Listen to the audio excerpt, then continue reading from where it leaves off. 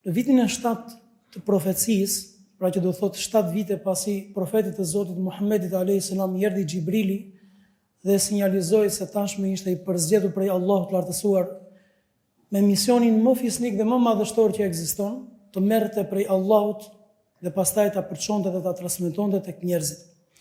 Të merrte prej Allahut të lartësuar shpallje, udhëzim, dritë, mirësi dhe ta përcillte tek njerëzit me përpikmëri, me shumë saktësi, siç ja zbriti Allahu i lartësuar, ta përcillte tek njerëzit në mënyrë që të gjithë të jenë të udhëzuar, të orientuar në udhën e Allahut të lartësuar. Mirë po, siç edhe e dim, të gjithë profetët e Allahut të lartësuar që nga i pari deri tek i fundit, të 124.000 njerëz që i ka përzgjedhur Allahu i lartësuar me këtë mision, janë përballur me vështirësi, me sprova dhe me sfida të njëpasnjëshme dhe të ndryshme. Me të tilla sfida u përball dhe i dërguari i Zotit lartësuar, sepse është ligji i Allahut të lartësuar që në tokë të ketë njerëz të mirë, njerëz të paqë, njerëz të vëmendshëm, njerëz që duan hajrin, të mirën, të jenë të udhëzuar në rrugën e Zotit. Mirë po, është ligji i Allahut të lartësuar që në tokën e Zotit të jetojnë, të shkelin dhe të ushqen edhe njerëz të cilët nuk kanë këto qëllime dhe nuk kanë këto plane me jetën, që do thotë janë krejtësisht të devijuar nga rruga e Zotit të lartësuar. Dhe kalonte profeti i Zotit nga një vështirësi në vështirësinë tjetër derisa këto vështirësi kulmuan në vitin e 7. Dhe pse pikërisht në vitin e 7? Sepse një delegacion prej pabesimtarëve, banorëve të Mekës, ata njerëzit më të mëdhenj të Mekës, të cilët mblidheshin në mënyrë periodike, për mos thënë të përditshme në odat e tyre dhe diskutonin, dhe tema e ditës nuk ka dyshim që ishte, ore si do ja bëjmë me këtë njeri që fjala e tij, mesazhi i tij dhe feja e tij përhapet dita e ditës dhe kjo ne na transmeton kosto dhe problematika të ndryshme. Shkuan një përzgjedhje e tyre tek Abu Talibi, te xhaja i profetit alayhis salam.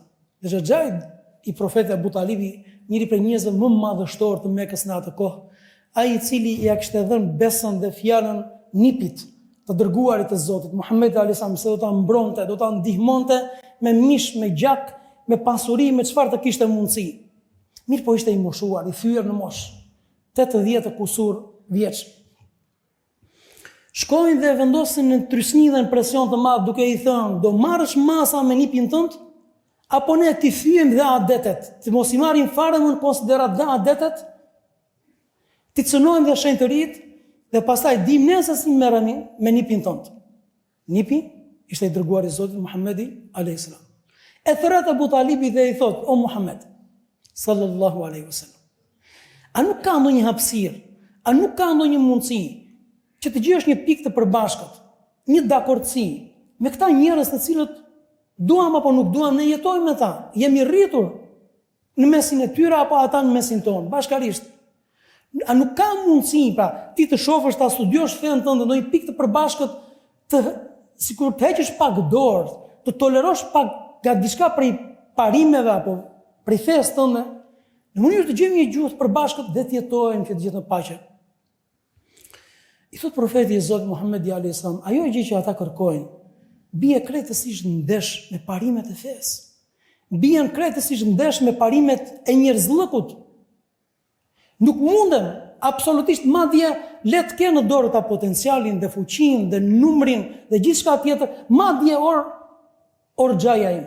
Edhe nëse këta do të kishin potencialin dhe mundësinë të shkonin tek dielli dhe të shkëpusnin shkëndija prej diellit dhe të ma sillnin në dorën time, unë nuk do të heq dorë nga këto parime, nga kjo fe, asgjë, qoftë dhe diçka e vogël. Kur kuptoi Abu Talibi, xhaja i pejgamberit alayhis salam, se çështja është kaq serioze dhe çështje parimore, çështje feje, çështje parimesh, çështje dinjiteti, çështje njerëzllëku dhe çështje xheneti apo zjarri, përjetësia në xhenet apo në zjarr, dhe çështje misioni mbi të gjitha. Atëherë i thot, bëj çfarë të duash orni ti xhajën tënd. Dhe çfarë nuk ka mundësi, do ta kesh gjithmonë me vete. Do ta kesh krejtësisht në mbështetje. Në këtë moment kur kuptuan pabesimtarët e Mekës qëndrueshmërinë në parime tek i dërguari i Zotit lartësuar, por njëkohësisht qëndrueshmërinë në bes, edhe tek Xhaxhai i dërguar të Zotit lartësuar, edhe pse nuk ishte musliman, vazhdonte të ishte idhujtar. Kur e kuptuan këtë gjë, atëherë morën masa ekstreme. Masa ekstreme. Dhe ju e dini shumë mirë se përse bëhet fjalë. U mblodhën kokat e Mekës, por që të gjithë zullumqar dhe pabesimtar.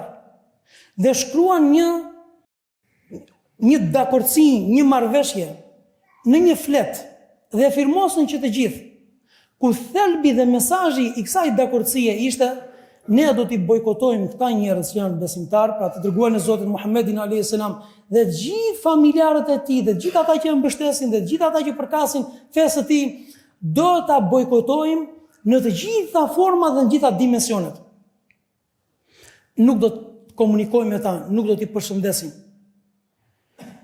Pra nuk do t'i përshëndesim, nuk do të komunikojmë, nuk do t'i ndihmojmë, nuk do të bëjmë biznes dhe tregti me ta, nuk do të kemi krushim me ta, as nuk do të marrim, as nuk do të japim.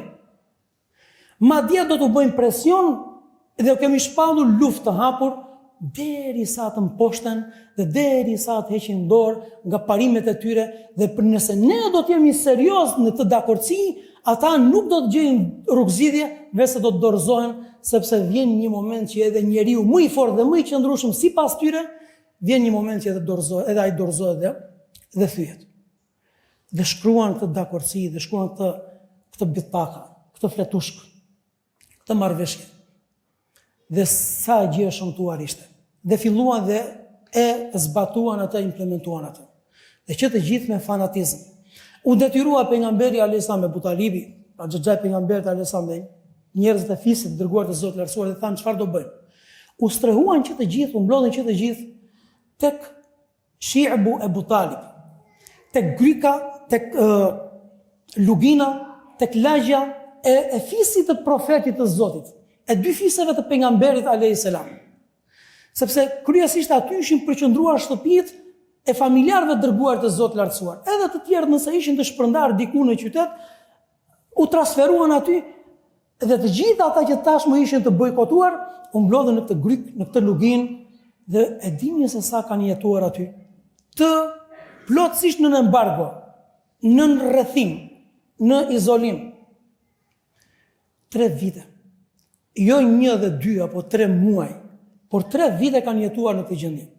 Derisa unë nuk dua të zgjatem shumë dhe të sjell fragmente që me të vërtet janë fragmente të frikshme se çfarë kanë përjetuar ata njerëz 3 vjet në bojkot, në rrethim, në izolim total, për sa i përket aspektit ekonomik, social dhe gjithçka tjetër, shto pastaj dhe trysnin dhe presionin dhe gjithçka tjetër prej mekanizmave që përdorin pabesimtarët. Derisa vijnë transmetime të shumta prej aktorëve, prej personazheve që kanë jetuar sahabëve, shokëve dërguar të Zotit lartësuar, dhe thonë, kishte momente ku ditë të tëra ushqimi ynë ishin gjethet e pembe. Ishte i lumtur, ai i cili gjenda diku një lëkurë kafshë bagëtie, siç thot Sadi ibn Waqqasi, e mora një ditë, e pastrova mirë sepse pashi kishte mbet pak mish. Një zota di se sa kishte hedhur aty, sa ditë kishte që e kishin hedhur. E mora, thot, e pastrova mirë, pastaj e kaloj, e zgjeue, e sajoj si një supë. Dhe thot, u karikova dhe u furnizova me energji, me jetë, me ekzistencë, edhe 3 ditë, thot. E shtyva dhe 3 ditë, si që themi ne. E shtyva dhe 3 ditë. Imagjinoni, i dërguar i Zotit lartësuar, Abu Talibi, asnjën 2 në të rresht nuk e la të dërguar në Zotit lartësuar që të flinte në të njëjtin vend. Por e lëvizte nga një vend në vendin tjetër, sepse e dinte shumë mirë se çfarë do të thotë kurthet e pabesimtarëve, intrigat e tyre dhe qëllimet e tyre. Dhe kishin frikë mos bënin ndonjë plan dhe ekzekutonin të dërguar në Zotit të lartësuar. Derisa vjen momenti dhe ndërgjegjësohen dhe preken dhe ngacmohet njerëz llëku, ndjeshmëria, fisnikëria e disa njerëzve të cilët nuk ishin musliman, mes mekasve, nuk ishin besimtarë, mes mekasve, dhe thanë, u takorcuan, bisedonin, sepse njerëz dëgjuashin të qarat, zërat, rënkimet e fëmijëve, të grave, që prese largëti, nga uria, nga tmerri, nga sëmundet që po përhapeshin. E këta njerëz thanë, prit pak, Dakord ata I përkasin një fe, nuk I përkasin fesë tonë. Dakord ata ka një stil tjetër jetese. Mirë po janë vëllezër tanë. Jemi rritur, janë njerëz. Baktia nuk trajtohet në këtë formë. Kafsha nuk trajtohet në këtë formë. Siç edhe kemi përmendur, Allahu të merr dhe të zhyt në zjarrin e xhenemit nëse trajton kafshën. Se trajton kafshët në këtë formë. Si do ja bëjmë? Filluan dhe komunikuan dhe u dakordsuan dhe pastaj thanë do bëjmë maksimumin për ta shkatruar, për ta djegur, për ta prishur të marrëveshje të zymt kriminale. Dhe e arritën. Dhe ngritin së çështje dhe ngritin zërin, edhe pse ishin shumë të dobët dhe duke si misioni pa mundur, derisa u dorëzuan banorët e Mekës në një moment kur vjen dhe Abu Talibi dhe u thot mua më ka thënë nipi im që atë marrëveshje që ju e keni shkruar në atë flet, Allahu Zoti I gjithësisë ka dërguar krimin e drurit dhe e ka gryer, e ka përtypur, e ka shkatruar që të gjithën, përveç vendit ku është përmendur Allahu, dhe në disa vende ata thoshin me emër të Zotit, sepse gjërat bëhen me emër të Zotit, kuptohet. Krimet me emër të Zotit, derdhet gjaku me emër të Allahut, me emër të Zotit. E shkruanin edhe në këtë tmerr, edhe në këtë krim përsëri përmendej Zoti. Bismillah, me emër të Zotit.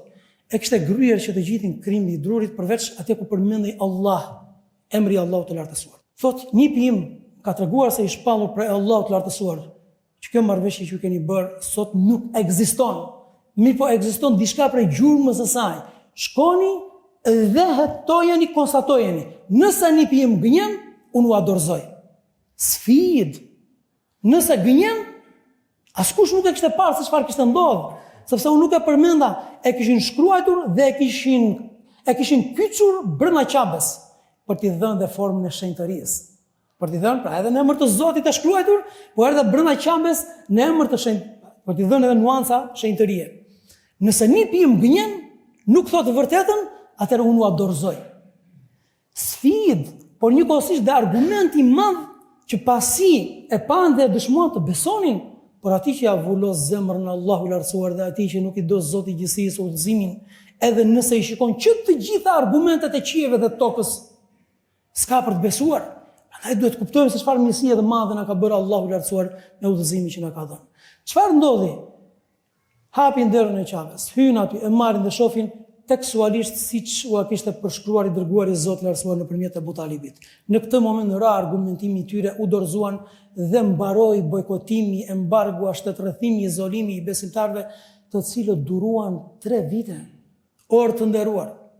3 misioni I dërguari I Zotit lartësuar, profecia profetit Alisa ishte 23 vite. Pra 23 vjet kishte në dispozicion për të përçuar fenë e Allahut të lartësuar. E dini ku I kaloi 3 vite? 3 vite I kaloi në izolim total, në uri total, dhe në një sprovë dhe një sakrificë ekstreme. Dhe mbaroi. Tani, unë jam I bindur që duke e treguar këtë fragment nga historia e dërguar të Zotit lartësuar, ne sot natyrshëm bëjmë një paralele. Dhe kemi të freskët pamje, dhe kemi të freskët nëna që qajnë, dhe fëmijë të uritur, dhe kemi të freskët mira duar të quara lart, të ngritura me tenxhere bosh. Dhe kërkojnë nga njerëzimi, jo në një gjë të madhe, jo luksin që e kemi ne. Kërkojnë një garush dhe ushqim, kërkojnë një kafshat. Dhe njerëzimi, që nga muslimanët e parët, që nga ne, deri të fundit, shikojnë dhe bëjnë sehir. Shikojnë dhe bëjnë sehir. Përveç, dalin disa njerëz që mund të jenë zëra prej muslimanëve, por fatmirësisht ka edhe zëra edhe prej jo muslimanëve, siç u ngritën ata 5 veta kryesorë të cilët përmbysën këtë marrëveshje dhe këtë dakordsi të zymt, të cilët çojnë zërin edhe lëviz në nervat e tyre, në gjakun e tyre, në ndjenjat e tyre, del në pa ai njerëzllëku dhe çojnë zërin dhe thonë ky është genocid, dhe ky është krim, dhe ky nuk është njerëzllëk, dhe turp t'ju vi, gjithë dunjas dhe gjithë botës turp t'ju vi. Shikoni se çfarë paralelizmi. Të njëjtat mekanizma, të njëjtat i njëjti projekt. E dini se çfarë ndryshojnë? vetëm personazhet. Që do thotë historikisht në tokën e Zotit lartësuar ka patur viktima, ka patur dhe agresor dhe ka patur dhe mizor. Tashabahat qulubuhum. Do t'i gjesh tot Allahu lartësuar zemrat e tyre të njëjta, zemrat të njëjta në pamje ndryshojnë, se janë të ndryshëm ata që kanë qenë Ebu Xehli me shok në kohë të Profetit alayhis salam, janë të tjerë kriminalët e sotëm. Por në përsa i përket zemrave, kanë të njëjtat zemra, kanë të njëjtat plane. Në emër të Zotit vrasin, në emër të asaj që janë populli zgjedhur i Zotit. Dhe përhapin urinë ku? Tek fëmijët, tek gratë, tek njerëzit. Dakord nuk dakordsosh, dakord nuk po diskutojnë politikën njëra tjetra. Ka njerëz llok. Prandaj orë të nderuar. Unë nuk dua të zgjatem më tepër, por do t'u jap një këshillë që është jashtëzakonisht e rëndësishme. Ne si muslimanë kemi një obligim që pas studimit të librit të Allahut të lartësuar, pas studimit, leximit në mënyrë periodike her pas here të Kuranit famëlar me tefsir, me komentim, me interpretim, me shembuj, kemi obligim të njohim historinë e dërguar të Zotit të lartësuar. Historinë e dërguarit të Allahut. Prandaj në çdo xhami, në çdo shtëpi duhet të jetë lulishtea dritave, duhet të jetë nektari vullosur i xhenetit, duhet të jetë librat e historisë, të cilat ne na njohin dhe na qartësojnë se si ka ardhur ky Islam dhe çfarë lloje kategorish njerëzish kanë jetuar në tokën e Zotit të lartësuar. Pse? Sepse skenarët janë të njëjtë, personazhet ndryshojnë. Le të dimë se si të sillemi. Të dimë se si të sillemi. Le të shkëpusim dhe si detaj dhe si dobi nga ky fragment faktin sa rëndësishme është të qenurit i qëndrueshëm në parime. 3 vjet, durosh 3 vjet? Shumë, jashtëzakonisht shumë. Mirë, po parimi është më i shenjtë. Të durosh në parim është shumë e ëmbël. Është jashtëzakonisht madhështore. Të karikon Allahu, t'jep Zoti fuqinë. T'jep Allahu lartësuar dritë dhe udhëzim. Dhe e përballon, dhe të bën Allahu lartësuar referencë dhe model. Shikoni se si duruan ata njerëz. Shikoni se si durojnë sot muslimanët. Pasha Zotin e gjithësisë, nëse nuk do të ishte ëmbëlsia e besimit, dhe nëse nuk do të ishte bindja absolute se janë në hak, janë në të vërtetë, do e kishin lëshuar fen, do kishin lëshuar vatanin, do kishin lëshuar parimet që në momentin e parë jo më të duronin me vite të tëra genocid dhe presion dhe të merë. Ama parimi është i shenjtë. Ndalesë tjetër shumë e rëndësishme që e bëjmë në këtë fragment është jashtëzakonisht e rëndësishme. Është ruajtja e lidhjeve farefisnore. Ruajtja e bashkësisë. Besimtari nuk duhet jetojë i vetëm. Vijnë momente të caktuara ku kemi nevojë për njëri tjetrin. Shikoni se si ju bën pranë, ju gjendën pranë të dërguar të Zotit lartësuar dhe besimtarëve, familjarët, fisi, farefisi, njerëzit e afërm të njohur, edhe pse nuk ishin musliman.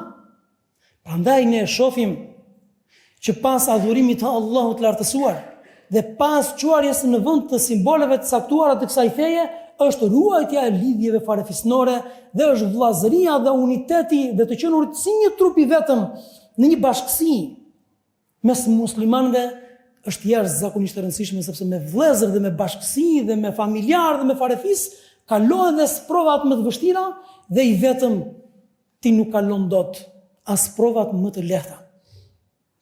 Në dalesë tjetër që dhe cekën diçka është njerëz dhe mirë dhe fisnik dhe parimor do të vazhdojnë të ekzistojnë në tokën e Zotit lartësuar dhe këta në thonjza janë bela për kriminalët dhe mes tyre ka musliman dhe besimtar të cilët janë shumica, por ka edhe njerëz të cilët nuk i përkasin fesë tonë që meritojnë me të vërtet duartrokitjet më të sinqerta prej nesh.